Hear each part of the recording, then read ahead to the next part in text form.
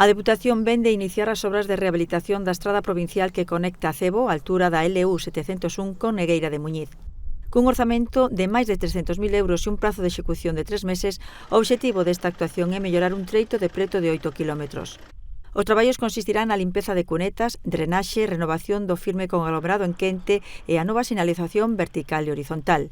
Ademais, como novidade, construirase un paseo peonil de 1,2 metros de ancho.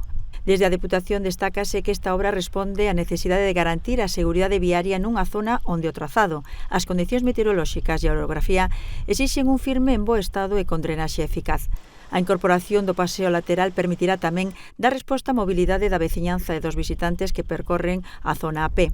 Esta vía de comunicación é fundamental para os concellos da Fonsagrada e Negueira de Muñiz, xa que ademais de conectar o núcleo da Cebo ca capitalidade municipal de Negueira, atravesa unha zona de montaña de grande valor ambiental e paisaxístico.